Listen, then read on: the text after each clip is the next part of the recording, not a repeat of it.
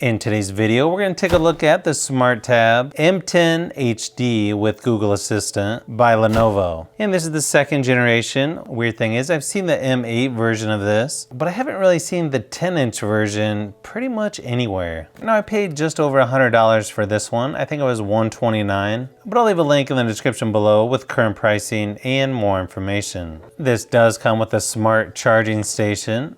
It also comes with Android 10, a 5100 milliamp hour battery, 10.1 inch 1280 by 800 IPS display, and the processor on this one is a MediaTek Helio P22T. It also has 2 gigabytes of RAM with 32 gigabytes of storage. It's got an 8 megapixel rear facing camera and 5 megapixel front facing camera. It also has what's called Google Kidspace. Let's go ahead and open it up and see what we've got.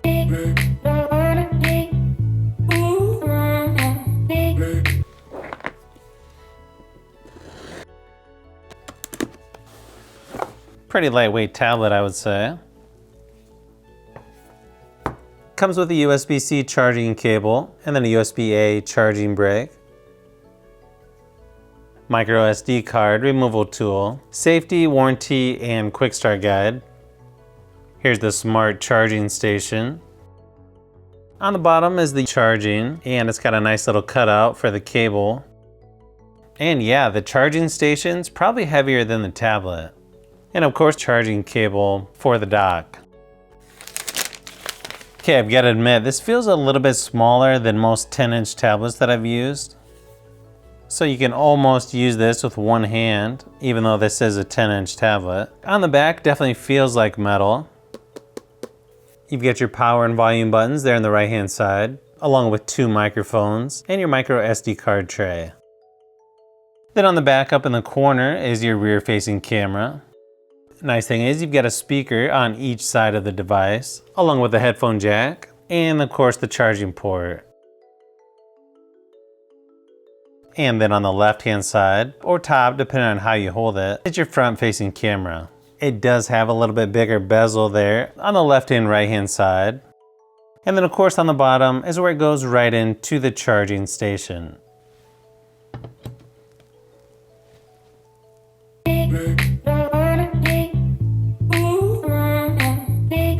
When setting this up, you can do face recognition, pattern, pin, or password. Okay, I gotta say, for not being a full HD display, this actually looks pretty good. Sometimes you just never know until you actually get it in person. But yeah, it actually looks halfway decent. Swipe up from the bottom to access all of the apps.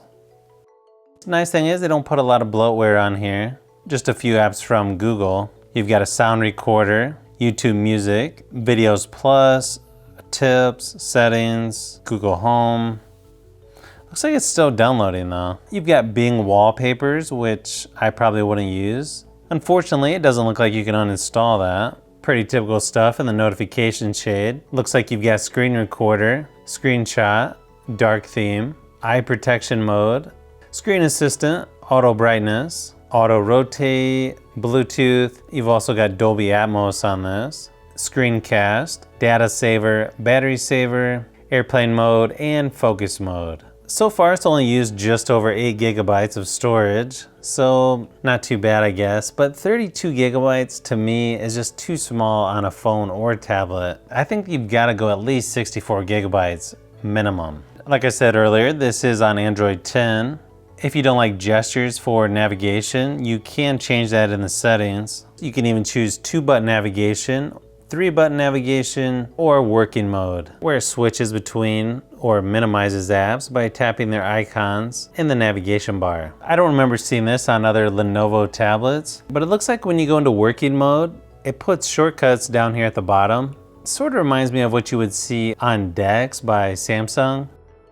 You get your Google News feed by swiping over to the left on the home screen.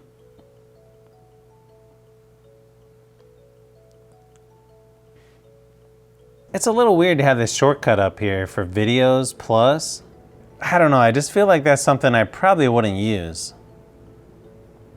Some people might be interested in the kid space. And it looks like there's a lot of customization you can do in order to make it just how you want. And then all you gotta do is sign in with your kid's account, and then you just go ahead with the setup process from there.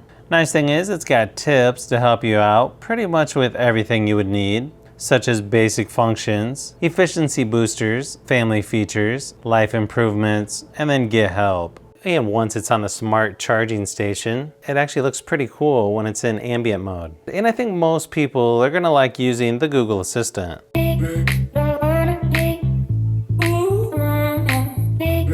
Obviously, it's going to be 720p resolution on YouTube and standard definition on Netflix. But I gotta say, for only being 720p resolution, videos on here actually look better than I expected. Let me give you a quick idea of what the speakers sound like. Who has Google Duo? I think some people would actually use that. That's nice. Here, it just shows you where the controls are.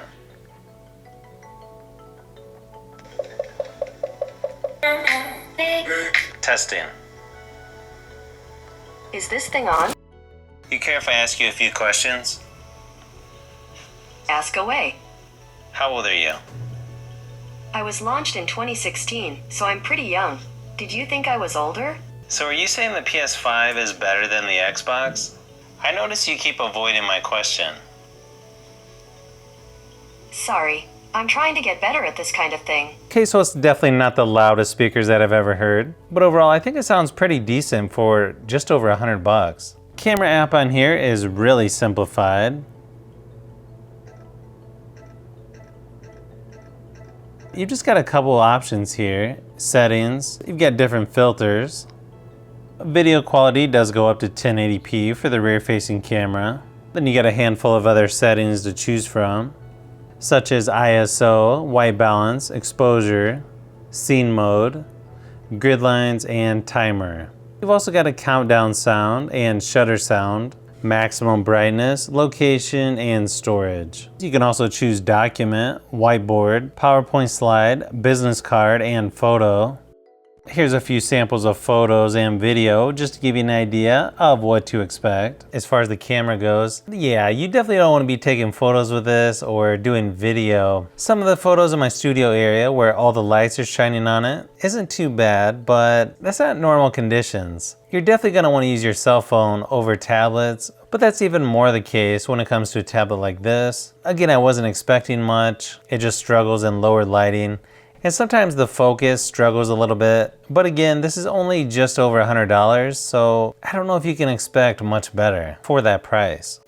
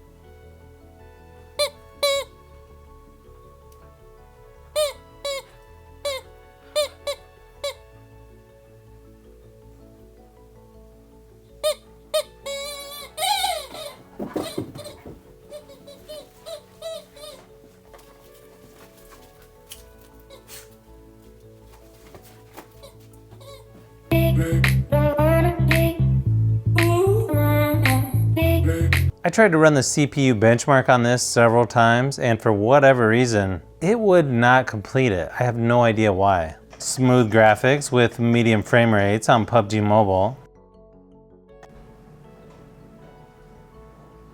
Okay, so yeah, it can play PUBG Mobile, Call of Duty Mobile, and Asphalt 9, but it's not completely smooth. It does lag a little bit here and there. Overall though, I gotta say it actually does a decent job of playing these games. There's a lot of better tablets out there if you want one for gaming, but overall, this one's not bad.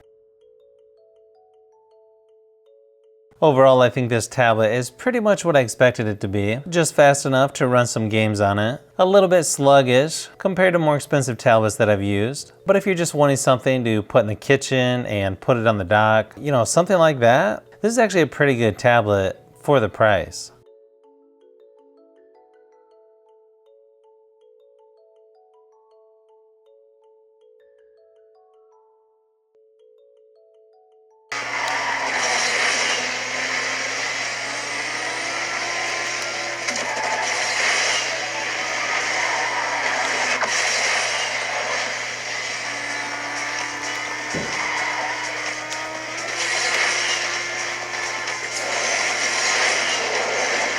So if you've made it this far into the video, you may want to say thanks by subscribing, and don't forget to give a thumbs up if this video was helpful. This is Brian from Fishbee Productions. Thanks for watching, and I'll see you on the next one.